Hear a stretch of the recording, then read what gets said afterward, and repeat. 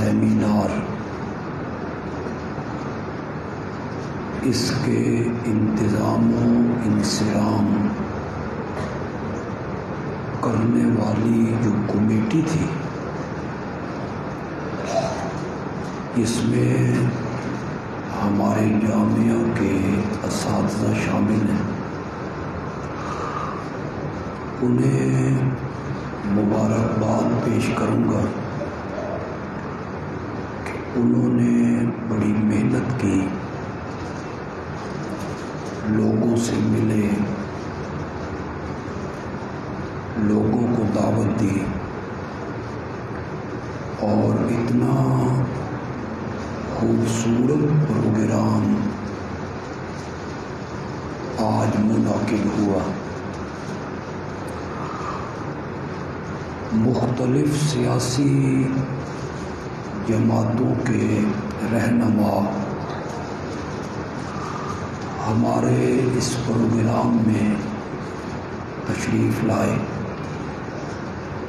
میں ان کا بھی شکریہ ادا کرتا ہوں۔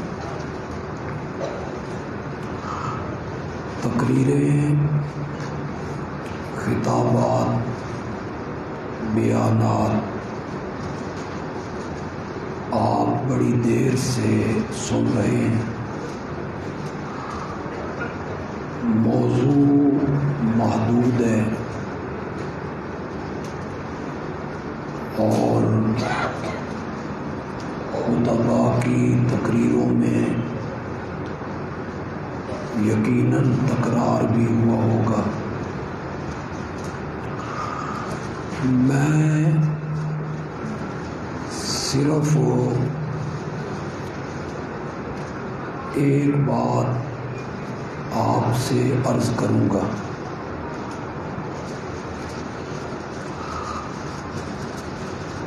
دو طبقے ہیں جنہوں نے یہ پروپیگنڈا کیا کہ علماء دیوبند پاکستان کی تخلیق اور بنانے کے مخالف تھے۔ ایک طبقہ سیاسی ہے اور دوسرا طبقہ مذہبی۔ اس مذہبی طبقے کو علماء دیوبند سے، توحید پرست لوگوں سے،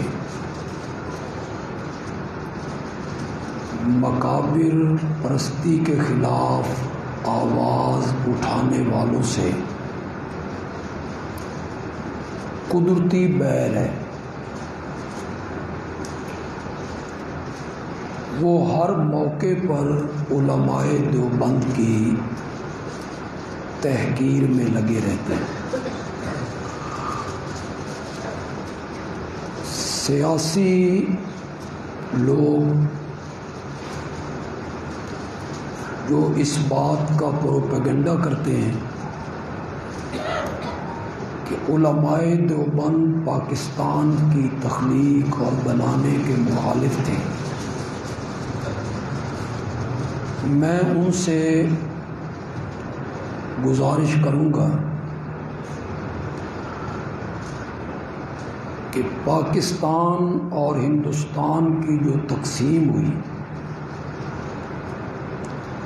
اس سے پہلے ہندوستان پر انگریز قابض تھا۔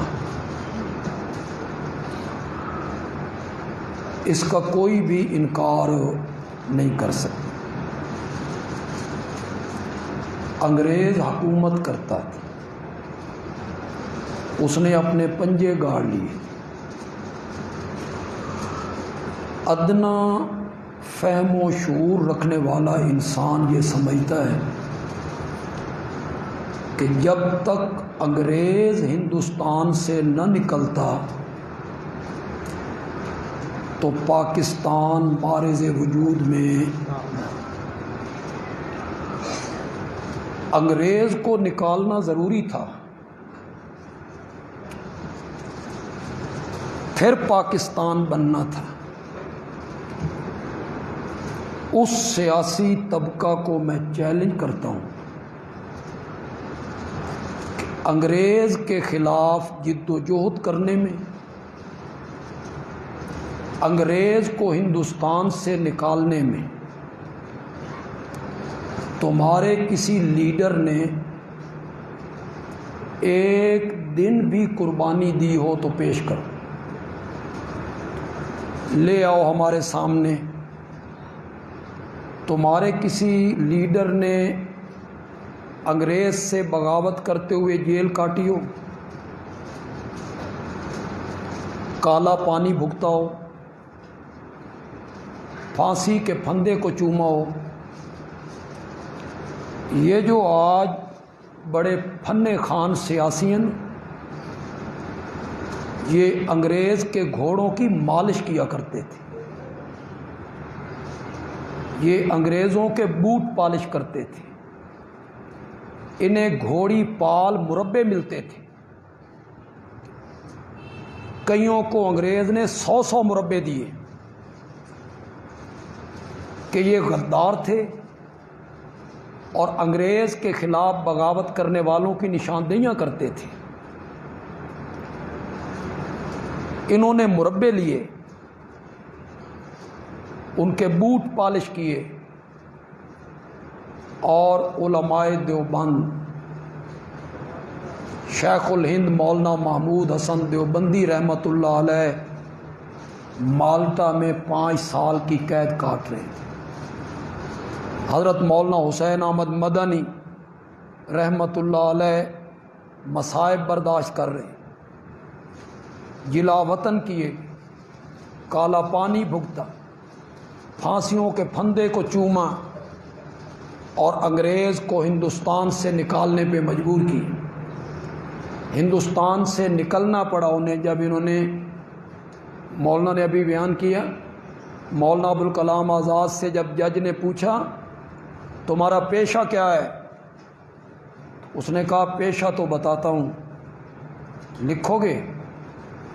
اس نے کہا نام لکھا ہے، ولدیت لکھی ہے، قومیت لکھی ہے، پیشہ بھی لکھوں گا۔ فرمایا پیشہ انگریز کے خلاف بغاوت کر۔ کب کہا؟ جب یہاں انگریز کی حکومت تھی، کوئی حزب اختلاف نہیں تھا۔ اگلی بات بڑی عجیب، انگریز جج کہتا ہے ہوش میں ہو؟ کیا کہہ رہے ہو؟ فرمایا یہ میری جوانی کے ساتھی کھڑے ہیں، مولانا حسین احمد مدنی، مولانا مفتی کفایت اللہ، مولانا سعید احمد دیلوی، یہ میری جوانی کے یار ہیں، دوست ہیں، ساتھی ہیں، ان سے پوچھ کے دیکھ جب سے ابوالکلام نے ہوش سنبھالا ہے آج تک جھوٹ کبھی نہیں بولا، زنا نہیں کیے، ان سے پوچھ کے دیکھ، اب بھی جو کہہ رہا ہوں تو سچ کہہ رہا ہوں، پیشہ انگریز کے خلاف بغاوت کر۔ اس نے سزا تجویز کی، لکھی، سمجھا یہ مولوی ہے لڑکھڑا جائے گا۔ سزا سن کر مولانا ابوالکلام آزاد نے ایک جملہ کہا، تاریخ نے اس کو نقل کی، مزہ ہی آ گیا، بالکل انہی کی زبان میں سمجھانا چاہتا ہوں۔ فرمایا جناب جج، یہ سزا لکھتے ہوئے جتنی حرکت تیرے قلم میں پیدا ہوئی ہے، کعبہ کے رب کی قسم ہے یہ سزا سن کر اتنی حرکت میرے دل میں پیدا نہیں ہوئی۔ قربانی دی انہوں نے، جیلیں بھگتی انہوں نے، جلا وطن رہے وہ لوگ۔ یہ تو میں نے ان لوگوں کو جواب دی۔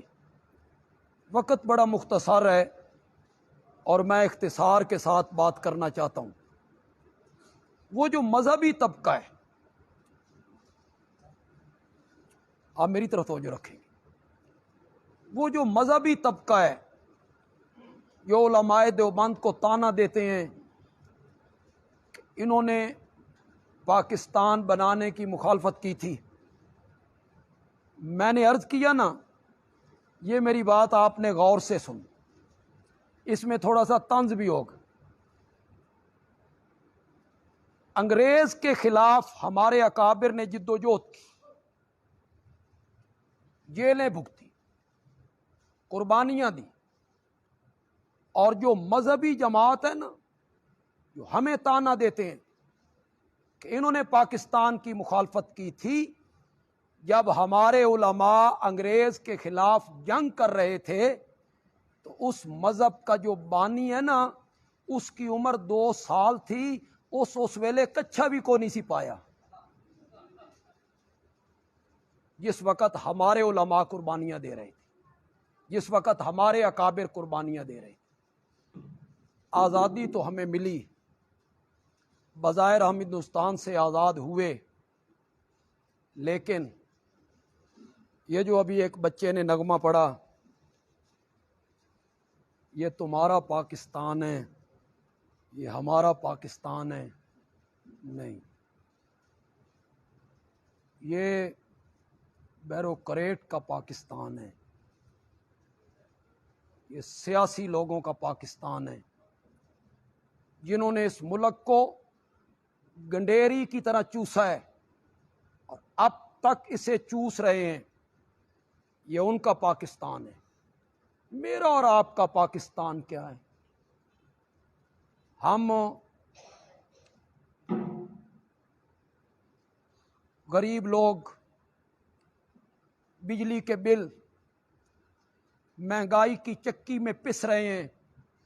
اس کے مقابلے میں ایک retired chief justice 8 lakh pension وصول کرتا ہے اور ہمارے ملک میں نہیں رہتا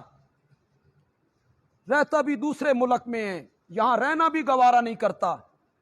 8 لاکھ ہمارے خزانے سے پینشن لیتا ہے. آج آپ ان کی تنخواہیں دیکھیں، ان کی گاڑیاں دیکھیں، اس میں جلنے والے پٹرول کی مقدار دیکھیں، ان کی بجلی مفت انہیں فراہم کی جاتی ہے وہ دیکھیں، نوکر چاکر دیکھیں، تو پھر معلوم ہوتا ہے یہ ان کا پاکستان ہے، انہی لوگوں کا پاکستان ہے. انہی لوگوں نے اس پاکستان سے فائدہ حاصل کیا، اپنی تجوریاں بھریں. لیکن ہم غریب لوگ جنہیں ظلم کی چکی میں پیسا گیا، بجلی کے بل، گیس کے بل، عدالتوں میں دھکے، تھانوں میں دھتکار دینا، کسی کا لحاظ نہ کرنا، جن لوگوں کو انہوں نے دھتکارا ہے، ذلیل کیا ہے اس ملک میں، انشاءاللہ اگر اس ملک پر میرا رب نہ کرے اگر کوئی برا وقت آیا تو یہ کھانے والے لوگ کہیں نہیں ملیں گے، ہم پہلی صفوں میں ملیں گے انشاءاللہ. اس ملک کو یہ لوگ بچائیں گے جو ظلم کی چکی میں جن کو تم نے پیسا ہے. عدالتوں میں جائیے، کیا ہو رہا ہے آپ کی عدالتوں میں؟ 136 نمبر پہ ہیں آپ. پوری دنیا میں ہمارا عدالتی نظام 136 نمبر پہ ہے. کوئی انصاف نہیں ملتا غریب کو. آپ کسی تھانے میں دائیں، آپ کو کوئی پوچھنے والا نہیں ہے. کہاں سے سفر کرتا ہے بندہ؟ 60 کلومیٹر سفر کرتا ہے وہ غریب آدمی، ایک دفتر کے دروازے پہ پہنچتا ہے تو چپڑاسی کہتا ہے صاحب تو میٹنگ میں ہے. وہ بیچارہ روٹی چنے غریب آدمی کہیں سے پیٹ پوجا کر کے پھر دفتر میں آتا ہے تو چپڑاسی کہتا ہے صاحب تو پچھلے دروازے سے گھر چلے گئے. یہ ظلم ہے جو اس ملک میں ہو رہا ہے. کوئی احساس نہیں ہے کہ یہ 60 کلومیٹر سے چل کے آیا غریب آدمی، اس کے پاس کرائے کے پیسے بھی نہیں ہیں، کوئی احساس نہیں ہے کسی کو. تو پھر یہ ہمارا پاکستان اور تمہارا پاکستان کیسے ہوا؟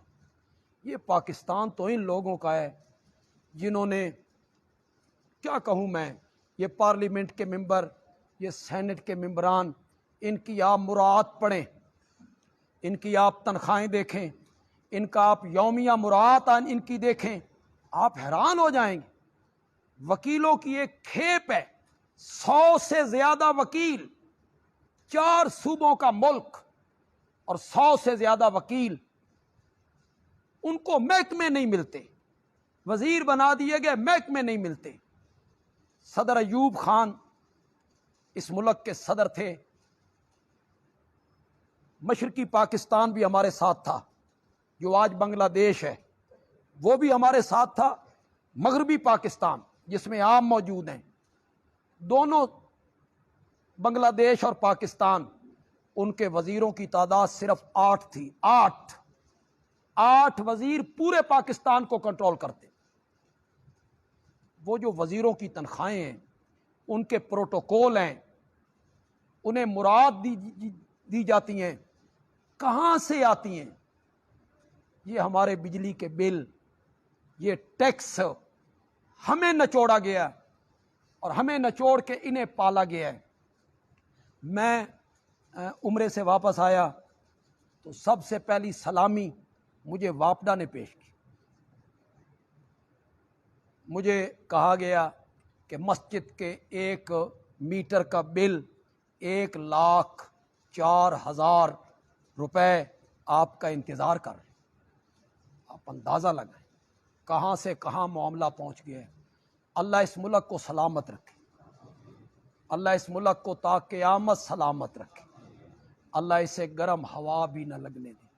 اس ملک کے جو دشمن ہیں، چاہے وہ اندرونی ہیں چاہے وہ بیرونی ہیں، جتنے بھی دشمن ہیں اس ملک کے، اللہ انہیں تباہ و برباد کر دے، اللہ ان کے عزائم خاک میں ملا دے، اور اللہ کوئی ایسا حکمران دے دے، میں یہ تو نہیں کہتا کہ حضرت عمر جیسا دے دے، یہ ناممکن سی بات ہے، اللہ کوئی ایسا حکمران دے دے جو دین کے معاملے میں اور عوام کے معاملے میں خیر خواہ ہو، اس کے دل میں درد ہو عوام کا، اللہ کوئی ایسا حکمران نصیب فرما دے۔ وما علینا الا البلاغ المبین۔ دعا میں نے کر دی ہے، آپ نے آمین کہہ دی ہے۔ جنہوں نے وضو کرنا ہے وضو